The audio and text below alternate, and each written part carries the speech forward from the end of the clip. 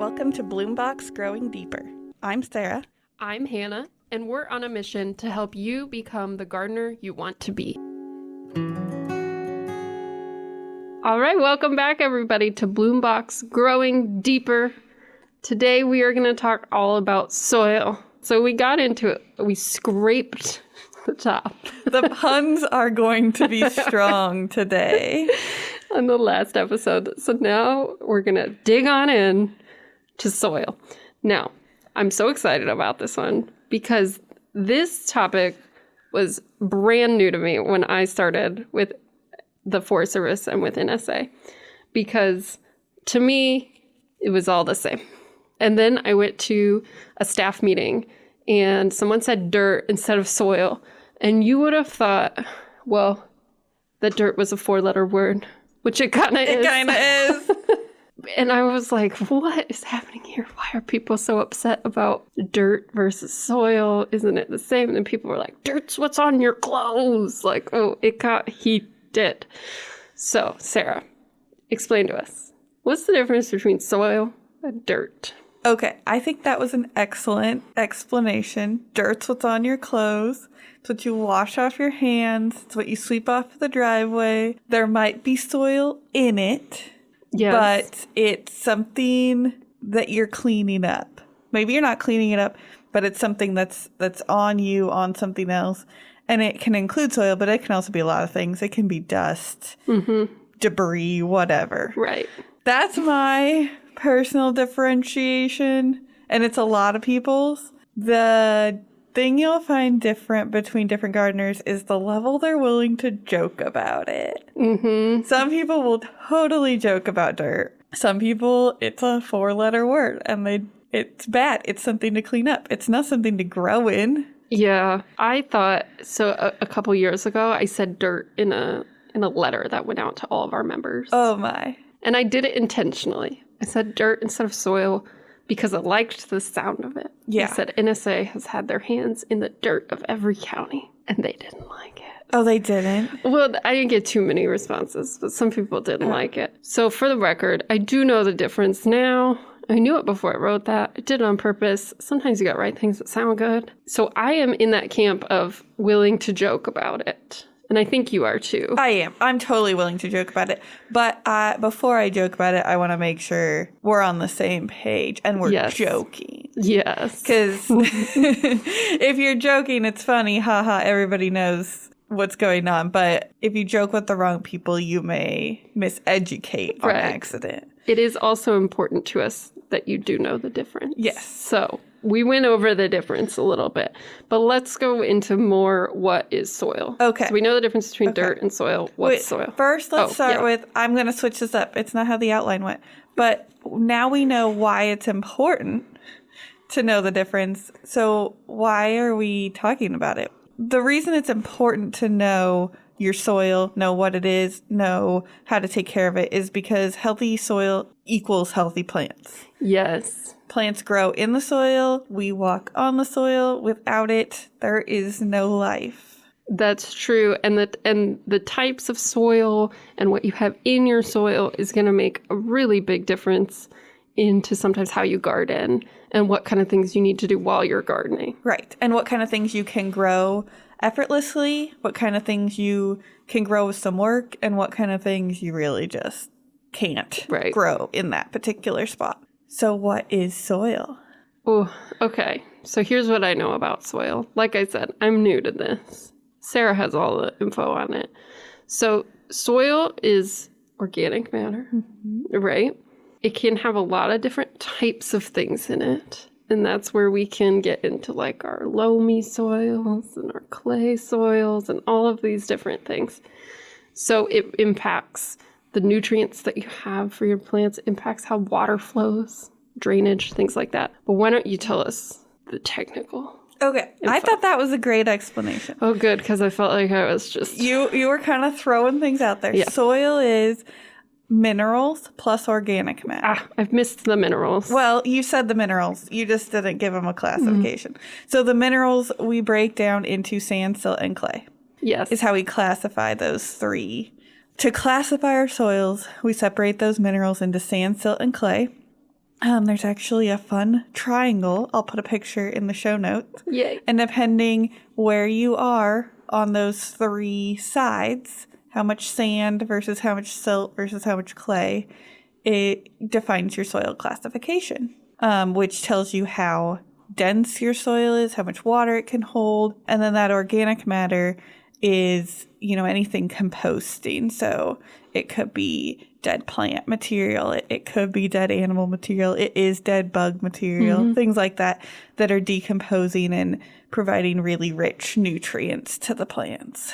So that's the basis of what makes up what we call soil. There'll be things in the ground that are not soil. Rocks, not soil. Bugs, not soil. Yes. But the soil is an ecosystem for a lot of living things.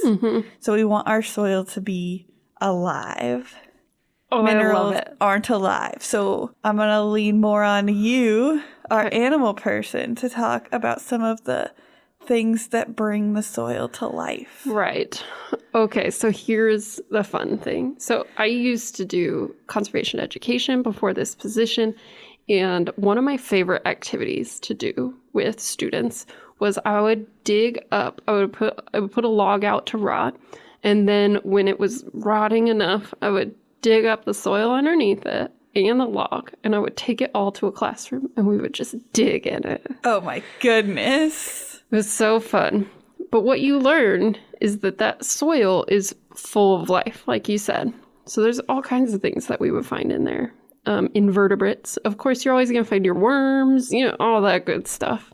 All types of insects. But then there's the things that you can't see that's in there, right? Yes. So those microorganisms and fungus, which sometimes you can see, but sometimes you can't. Depends. So all of those things play a really important role in that soil. Of course, we know about the decomposers and the role that they play in turning organic matter into that soil that we need. That's why we leave the leaves, right? We have a sign for that. We do. So instead of raking up our leaves, we leave them so that it can break down into the soil. There's a lot of reasons we do that, but that's one reason. So those are really important.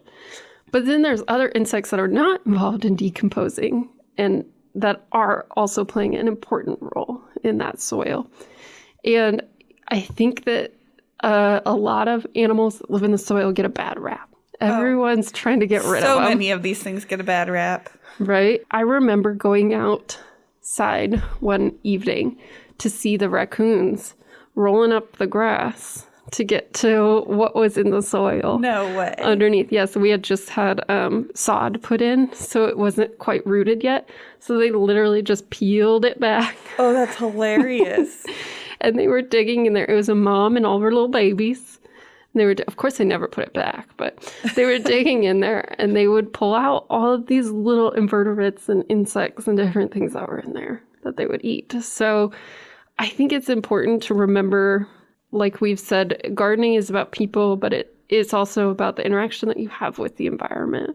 So just because we might not want it for plants doesn't necessarily make it a terrible thing to have in the garden. Yes, and it's important to think about what makes up a healthy food web. Soil is this huge food web under our feet. I mean, we learn so much about the food web that is, a wolf eating a rabbit that ate the grass. But there's a whole nother layer before the grass. And when we start to see problems from some of these critters that live in the soil is when that food web's not balanced out. Right. So when we end up with grub problems in our yard, something's not eating those, or they're a species that didn't belong here as part of the food web in this area in the first place. So we want to have a healthy living soil. We need to have those things. Yes. If one of them gets out of control, we need to look at why that happened and not just assume that all the life is bad because one time something nibbled a leaf. Right. That's going to happen in a healthy garden environment. Something will nibble your leaves. It should not kill all your plants, but it should nibble your leaves. Yes, absolutely. I think if you go out to your garden and you don't see anything living, then you have a problem. There's a problem. Yeah. There's not something right there. Yeah. So I'm specifically thinking, when you said bacteria and fungi, we probably had some people getting really itchy. yeah. Bacteria is not just what Clorox tries to sell you something to kill. There's bacteria that can make us sick. There's also an incredible amount of bacteria that keeps us alive. Yes. And we need it. And same with fungi. It's not just fungus growing on something that needed cleaned and wasn't stored properly. Fungi is a huge part of the decomposition process. And sometimes wonderful mushroom food. Yes. So now that we kind of understand soil, how would I know in my garden that I have good soil? Okay. And spoiler alert, I don't. Some parts are good. Yeah. Some So aren't. spoiler alert, most of us don't, especially if we live in town. And in developed areas. So we talked a little bit in the last episode. If you have a house, your soil's been disturbed. You needed it to be disturbed so that you could have a safe house to live in. But now we need to kind of go back and heal that so that we can grow plants on top of it. So when someone signs up for Bloombox, the first thing they do is they fill out their garden profile. And I've tried to make some really leading questions in there that will take you out to your garden and help you learn about the site. And one of those is, what kind of soil do you have? For the first thing you're going to have to do is touch it, feel it, observe it. And the way we test soil types is we get it a little bit wet. You get kind of a handful of soil and you get it a little bit wet. And when it's wet, it just still crumbles apart in your hand, you have a really sandy soil. Okay. If you have a soil that sort of sticks together and you can mush it out into like a ribbon shape, but it cracks a little bit, like Play-Doh that's starting to dry out, you have a loamy soil. And if you have soil that feels like you could make a pot out of it, you have clay soil. Clay makes a really slippery feeling. Loam helps stuff to stick together, but it still has a texture. Right. Where clay kind of makes everything a little slippery. If you have clay, you'll know it. You'll know it, and frankly, you probably do. Yeah. So that information tells us a lot about the amount of organic matter present in your soil and the amount of water that it can hold. Clay soil does not have a ton of organic matter, but it holds a ton of water. Yes. But it doesn't hold a ton of water that's very usable by the plant. I learned this the hard way. Yeah. We call that available water. It can be water present that's not available. I see. So clay soils don't have a lot of available water. But they have a lot present. I see. Kind of like if you're at the beach and you're thirsty. Right. You got a lot of water, but you can't drink it. Mm-hmm. Sandy soil holds almost no water. I mean, we know that. Right. It drains quickly. It drains very quickly, and we want some drainage, but we also need to keep some available water. Loamy soil usually is very rich in organic matter, and it sounds like, it's the perfect balance between those two things. It's not always. Okay. It should hold more water than sand. It doesn't always. So we can dive deeper on that subject later, but what we know now is that if we have really clay soil and really sandy soil, we need to do some work. If you've got really loamy soil, that's kind of the spot where you're probably good for now, and the plants will heal it over time.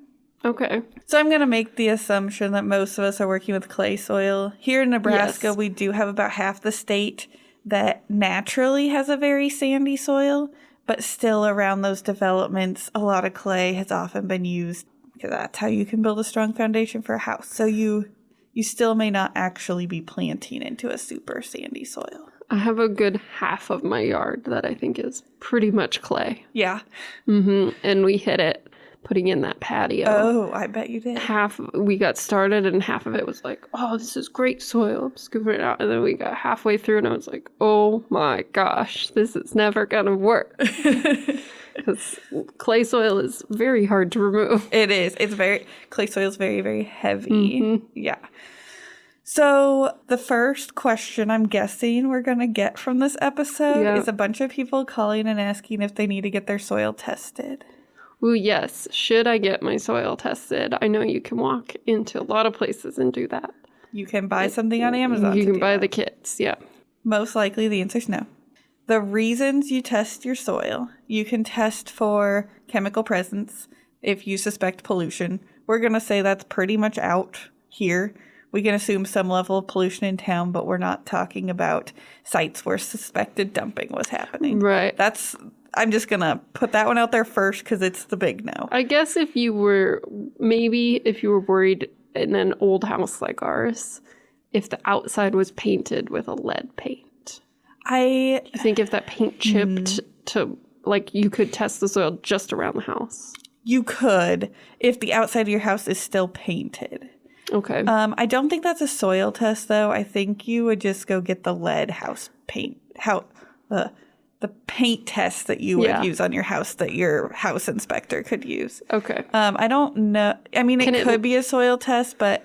Because would you have to worry about it getting into your plants? Not only if it was like an edible. Yeah. The only time I would worry about is if you're planting an edible plant straight up against the foundation of your house, which isn't super common. I wouldn't. I'm not a house inspector.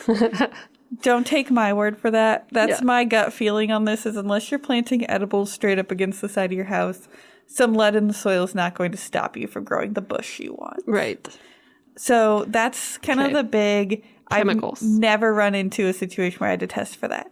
I have on big public projects run into places where there was formerly a parking lot and people had used soil sterilants. What's a soil sterilant? Oh, is it just what it? It's just what it sounds like. It's a chemical people used. They were really popular in the 80s when everything was concreted over and people didn't want anything growing in their parking lots that their maintenance guy might have to deal with. So if you put down a rock parking area, people would spray or put down. I don't even know how it was put down. I assume a spray to sterilize the soil so nothing could grow there. I see. It was kind of terrible. Lots of terrible things happened in the 80s. Yeah. I wasn't born till the 90s. Neither was I. It wasn't me. But I have seen acid wash jeans and I don't know if I could get behind it. We just had a whole bunch of listeners that probably hung up on us for saying we weren't born till the 90s. I've primarily experienced that in big public projects, and they knew there was a parking lot there, so we suspected it from the beginning. The second thing you can test for is soil pH. That is one of the few things that it doesn't hurt to do at home, partly because it's so easy and is a fun science experiment. Right, you can use stuff you just already probably have. Probably. Or I get pH strips from the fish aisle at Walmart. I know that you can get really cheap litmus paper in the fish aisle. Even like at your hardware store in a pond section. Yep. Or pool, probably the pool section too. So to do that, what you would do is fill like a solo cup, half with soil, half with water, and let it sit for a couple hours and dip that litmus paper in. You want to let it sit so that the sediment comes down to the bottom and you're dipping the paper just in the water. Otherwise, you won't be able to see anything because it'll be covered in soil. Compare it to the color chart on the package, and you know if you've got an acidic or alkaline soil. In the end, you're not going to do a ton about it, and you could probably guess based on where your house is what you have. Right. But it's a fun test. It's a great science experiment to do at home with some kids. Do you have to take into account, I mean, water should be pretty run-of-the-mill, but city water can change alkaline and base. It can. In the end, though, you can't really do anything about it.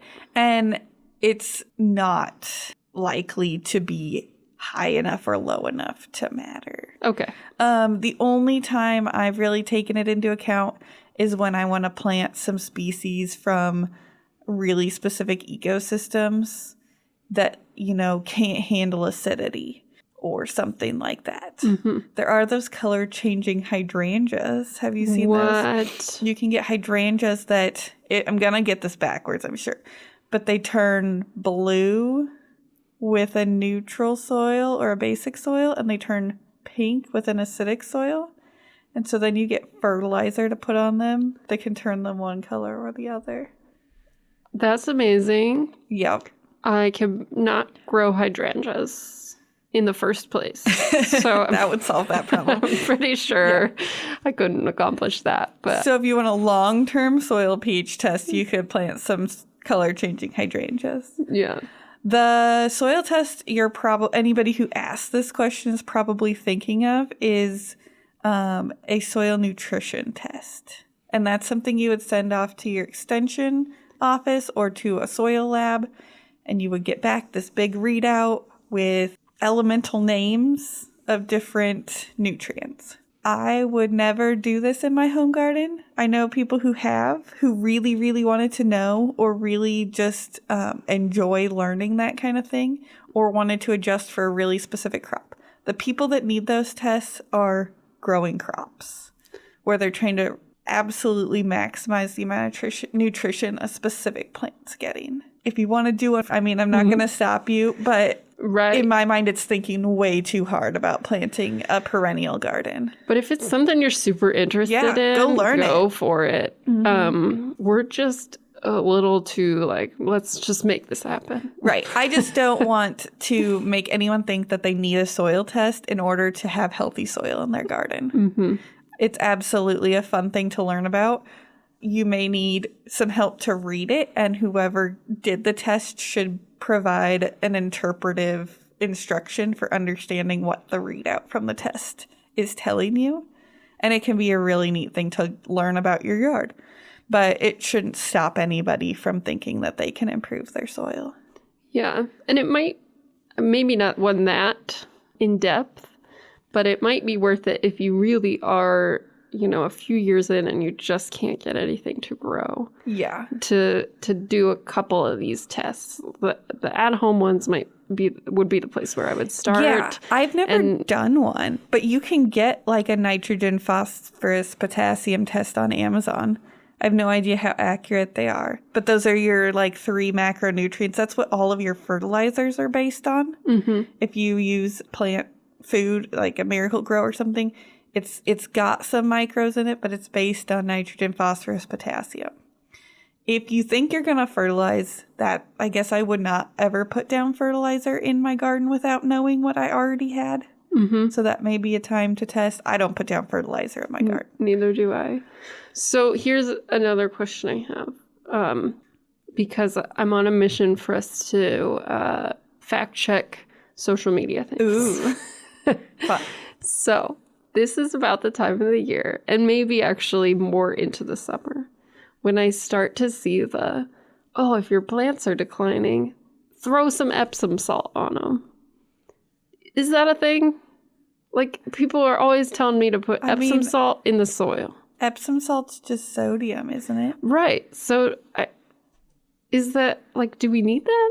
I mean, people do. Plants, I'm sure, do. But, does it actually do anything? I have no idea. Okay. I actually, because I like to dive deep on really random things, which is why we're here, went on a mission to find out if Epsom salt in my bath water was actually doing anything for my sore muscles. And the answer is probably not. It's a placebo. Yes. It still smells good because I get the eucalyptus mint scented. Yeah. So I'm making a guess. Okay. That it's not what your plants need. Okay. Because I'm drawing this conclusion from the fact that if your house plants have brown tips on the leaves, a lot of times that's a sign of having too much salt in your water. Oh, okay. Which is a really big thing if you've got a water softener. And so if that's what salt causes to plants in too high of a dose, why would we put Epsom salt on them? Directly into the soil. Them. I think I hope somebody checks me if I'm wrong, but I think this idea could come from the fact that fertilizers are salts. They're minerals, but they're not Epsom salt. Okay, so how about we do this? We'll check back in. Yeah, or we'll put it in the show notes. We'll find a reliable source that can explain where this came from, if it works, or if it doesn't. Yeah. I think it comes from people, I'm definitely a big vinegar and baking soda user. That's what I clean almost my whole house with. I think people really like those one thing that does everything. Yeah. I could see that. Yeah. So I think that's kind of where it's coming from. On a side note, baking soda will absolutely kill your grass very quickly. I put baking soda in our shoes at the end of the summer when they're all smelly from working outside, and it got knocked over on the porch and swept off into the grass. And then my husband was like, why is there this big dead spot in the grass right where you swept off the porch? Uh-oh.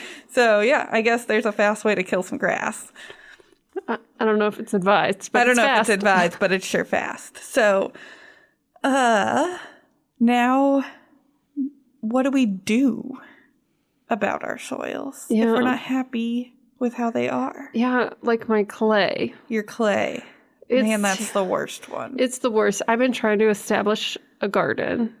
It's a tough spot because it's full shade, and it's clay.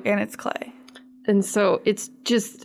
I'm going to be really excited to see if I put some columbine there. I'm really hoping it comes back. Yeah. Because I love columbine. But I'm also experimenting with some sedges. Oh, sedges. Sedges are miracle workers. So Bob convinced me to try out some sedges there. So I'll let y'all know. Okay. Maybe midsummer. That's when you'll know. That's when you'll know. Yeah. Okay. Well, we'll tackle Hannah's problem first. Right. So soil or clay soil. Clay specifically. I mean, the answer to any soil problem is to get the plants going. And even if you have to be the one that keeps them alive, roots in the ground growing are the things that fix a lot of problems. They'll find it. They'll find it. So to break up that clay, you're looking for some plants with big root systems. Anything that makes kind of a bulb under the ground or just has a really extensive fibrous root system. Okay. Which is why Bob pointed you to the sedges. Oh, good. Because they're tough plants. And then they just create these really extensive, tough root systems that push through that clay.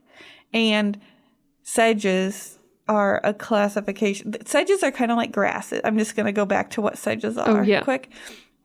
They look like grasses. But a grass blade is flat and sedges have edges. So the bottom of each sedge blade is triangular. And sedges all fall in the genus Carex. So a scientific name is 2 words, a genus and a species. So all sedges have the genus Carex, and then they have a species name. Like Pennsylvania sedges, Carex pennsylvanica. Which is what I planted. That's why I guessed that one. So... And grasses, there's many genus of grasses, but we're here talking about sedges specifically for busting up that clay with their tough fibrous root systems. The shade limits you a little more. Yes, it does. But if you had more sun, you could do some things like a liatris that grows a corm, a big bulbous root. Oh, I love liatris. I do too. And things with deep, tough tap roots like a baptisia. So what we're looking for roots that will penetrate down into that clay. And then plants have some roots that they grow and they keep forever. And they have some roots that they grow just for one season. And then they let them die and decay. And so as those roots grow and die and decay, they leave pockets of organic matter. They'll add organic matter for you. They will. Yay. And then the next thing you've got to do is make sure you've got the living critters in there. So you want to make sure you're not using a ton of chemicals or anything that might limit earthworm or beetle activity. This is where a few grubs might not hurt because they tunnel into the soil and die. Right. Build it and they will come. Yes. And leave your leaves. Leave the leaves. Yes. When we leave leaves on top of the soil surface, they decay. The earthworms come and push them down into the soil. And all of that is countering the clay. Yes. And exchanging it for organic matter. And we will talk more about leaving the leaves in the fall. Yes. Because people ask me so many questions about leave the leaves. So we'll get into that. You'll hear us say it over and over. And we'll offer tidbits on it. Probably every episode, I would guess. Probably.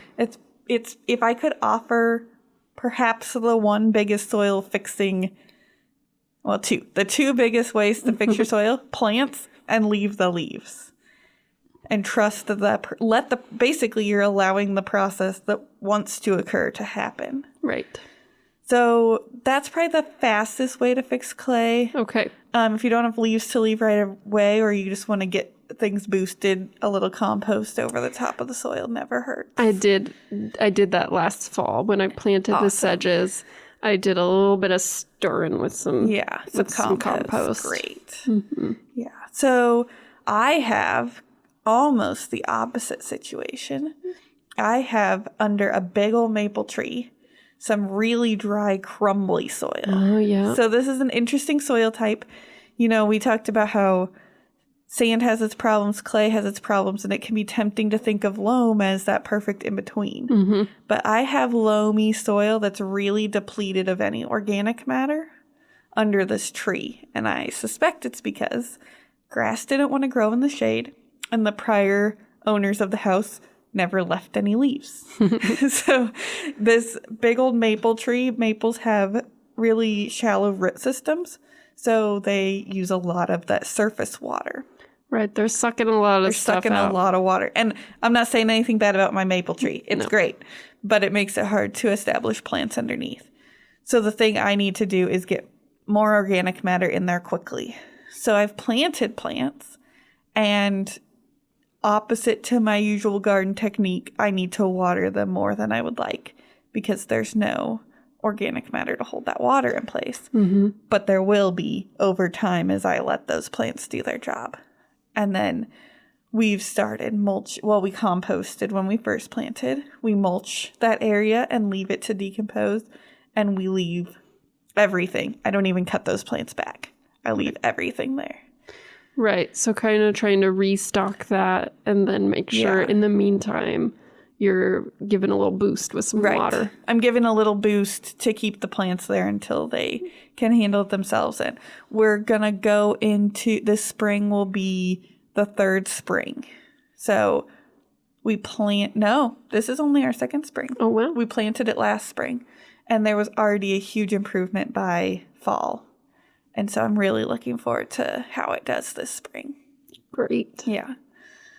And those were both shade. Mm-hmm. Sun gardens, I mean, they're so much easier to fix. So much easier. You can just grow so much more variety of plants. The same principles apply. You want to get plants growing, even if you have to boost them along, and you want to get organic matter in. Other than that, the fact that it's in the sun just gives you so many more options for plants. There's not much else I'd do. No. A little compost when you planted, but the process just speeds up in the sun. Right. Especially in Nebraska where we have so many things that grow in full sun really well. Right. You just put something. Put something in. Sandy soil. Sand. So sandy soil can be really tempting to want to come in with topsoil and just switch it out for what you know how to grow in. But if you are living in a place where sandy soil is the natural, you've got some cool plant choices that want that. Right. And you need to do some research and some looking there because a lot of the traditionally promoted landscape plants are from places with loamy soil.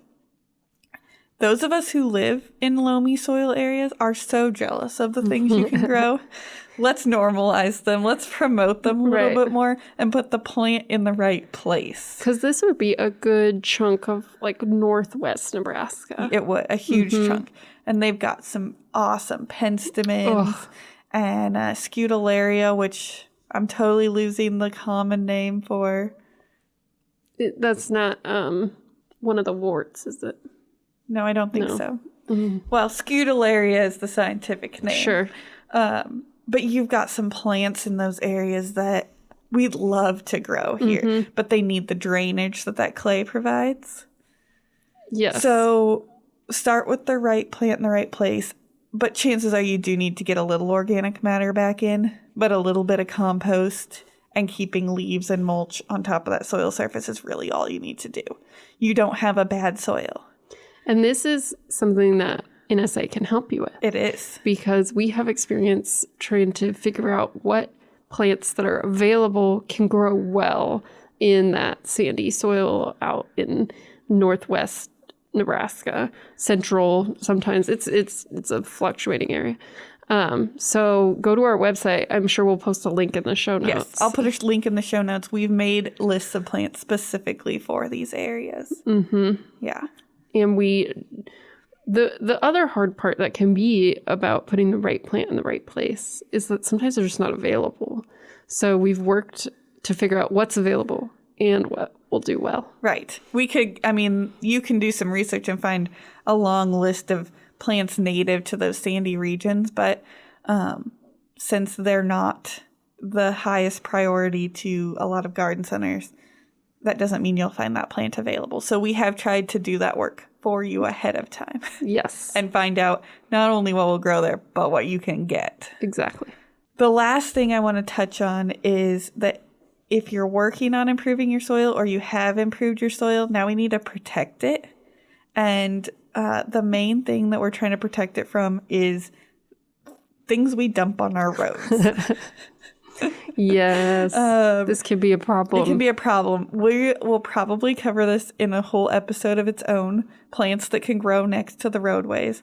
I just realized this may seem like a really funny topic to anybody south of us. Right. But we put salt on our roads in the winter. And, well, we don't, because if it was up to me, it'd go on a lot lighter than it does. The roads department puts down salt, and they need to for public safety. I mean, for us to be able to drive on our roads when it's icy, it has to happen. Some salt and some sand. Yeah. And sometimes in Lincoln, it's beet juice. Oh, is that what it is? Mm-hmm. Oh, how interesting. I don't know why they figured out that beet juice would do the trick, but... Oh, I'm going to have to look into that. That's cool. Mm-hmm. But it's great when it's on the road helping us drive. But then the snowplow comes through, and then the snow melts, and it all gets pushed up onto our curbsides, and it can make that soil really difficult to grow in. So again, we have made lists of plants that can handle that, but in areas where we have control of that, we want to be cognizant that we're not, overly salting our walkways and things, or if we have the option to use sand instead of salt, to do so. Mm-hmm. And then the one that I have been struggling with the most is soap. Oh, yes. Soap. I love to wash things on my driveway. Kids' toys, trash cans, my car. Right. But I wash all that off right into my garden. And I have killed things by washing them on my driveway. With just regular dish soap, right? Or any type of soap. Too concentrated of a dish soap will do it. Mm-hmm. I would worry more if you're consistently washing stuff that drains off. But anytime you get out those spray cleaners, you've got to be a little bit careful. I did kill some. I purposely poured it on weeds because I didn't know what would happen with fabric dye. Oh, because there was some vinegar in there to set the color. Mm-hmm. And so I was like, I'm going to take this out to the alley and find something I need to kill anyway.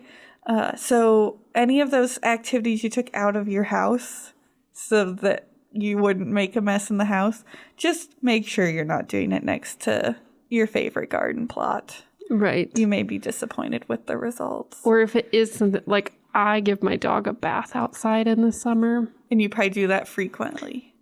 Depends on what he rolls in that day. Well, fair enough. Yeah. Like children, I think. Anyways.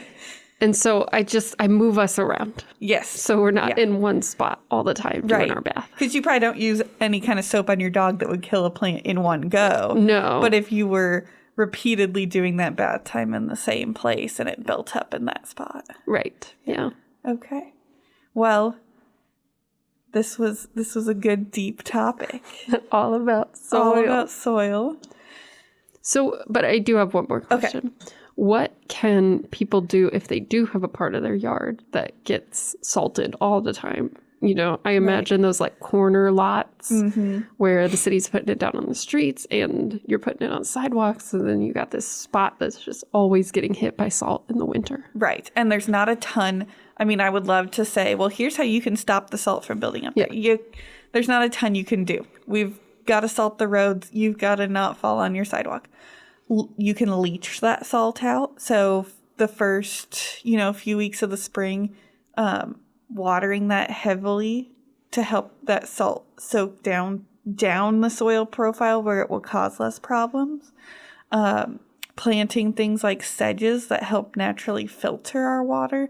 Sedges, in addition to having those awesome root systems, they work on top of the soil as a growing filter. They have very thin leaves that build up, and they grow in a clump that the water has to go through. And they're really tolerant of those things in the soil, and they can collect them so that it doesn't get down into the soil in the first place. So if I had a spot that was really bad about that, I would plant a whole thick layer of sedges and then maybe some pretty plants to grow up out of them. Yeah. So that I basically just planted this big filter. Oh, that'd be so pretty. It would be so pretty. Oh, I love sedges. I do too. The answers to all of society's ills. Maybe not quite, but gardening maybe not ones. And that might be the one place where I don't leave the leaves. Yes. I would leave them in the fall so that they could collect all of that sand and salt through the winter. And then after snow season's done, that might be the one spot where I do rake up and remove those leaves so that we can start fresh. Yeah. Kind of like replacing the filter on something. Yep. Yeah, good question. I try. Yeah. All right. Did we cover soil? I think we did. Okay, so now it's time for the age-old question of 3 episodes. What plant are you thinking about this week? Ooh, okay. This week, I'm thinking about mountain mint. Yeah, it's one of my favorite bloom box plants ever. Yes. It's not mentha like your spearmint and your peppermint. Its genus is Pycnanthemum. And there's one native to pretty much every, at least eastern region of the U.S. So like the Northeast, the Southeast, through the Midwest and Great Plains. I don't know once you get to the high plains, so like the eastern side of the Rockies and West, I'm not sure if there's species in those areas. But there's a species native to most of the eastern to central U.S. And they are pollinator magnets. They are these bushy plants covered in white flowers. And I've tried to take pictures to show the pollinators. You can't, because the whole plant just looks like it's vibrating with all of the little bees and flies and things that are visiting it. So I have videos of mine. Just you can hear it. Yes. Like before you can see it. Oh, I love that. So I'll have to share one of your videos in the notes. But I was trying to choose between species to use for bloom box this year, and it's hard. Yeah. Yeah. So how about you? Well, we've talked about it so much, like, I have to say sedges. You do? Just any sedge. All the sedges. All of them. I just think, first of all, I'm one of the only people that I know that you and me probably and a few of our other plant friends that would describe plants as cute. And I do think sedges are cute. Oh, they're adorable. They're these little puffs. Yeah, they're just these puffs. Oh, it makes me so happy. And I think I just want all the variety of sedges that I can get. So yes. I'm planting them all over the yard. My favorite is I got it in my bloom box. Ooh, which one? Carrick's Gray Eye. Oh, yes. It's got the seed heads that look like a mace, like a spiky ball. Yes. And it just adds such fun texture to the garden. And I love to show it off to people when they come around. Like, what is that? And you would never expect to get that much interaction from a plant that, I mean, of course they flower, but they're not showy flowers. No, they're just like grasses. Grasses flower, but you would never notice it. Right. Yeah. So I feel like everyone goes for these flashy flowers, and I'm over here like, look at this spike. So that's what's on my mind. All right. Well, next time we will be back with preparing your garden for spring. It's almost time, y'all. It's almost time. Spring cleanup. It's coming. We've been telling you to hold off. It is coming. We promise. Mm-hmm. All right. So don't forget to subscribe, rate us, send us some questions. growingwithbloombox@gmail.com is our email, or you can leave us a voicemail. Yes, please send us questions so we can start answering. Yes, we're excited to hear what you want to learn. This is everything we like to learn about. We want to know what you want to hear. Well, thank you everyone for listening. And Bloombox Growing Deeper, and Bloombox is a program of the Nebraska Statewide Arboretum. Hi, listeners. This is Sarah, just popping back on with an update on the Epsom salt question. I did a little research and found out that Epsom salt is magnesium sulfate. So adding Epsom salt to soil doesn't really do a whole lot in terms of fertilizer because magnesium is a micronutrient to plants. It's something they need very little of, and that's not something we're usually lacking in our soil. One of the most common reasons people recommend Epsom salt is to help with blossom end rot in vegetables, and that's something that's caused by a calcium deficiency. So magnesium isn't really going to help with that, and in fact too much magnesium can hurt the plant's ability to take in calcium, which would in fact make blossom end rot worse. So if you have put Epsom salt on your plants, most likely you've not put on enough to harm them. You would probably have realized that right away, but it's not really a useful thing to do. We definitely recommend going with more complete fertilizers if your plants are having nutrient issues. And I'll drop more information and a couple links in the show notes for anybody who wants to read up on this more.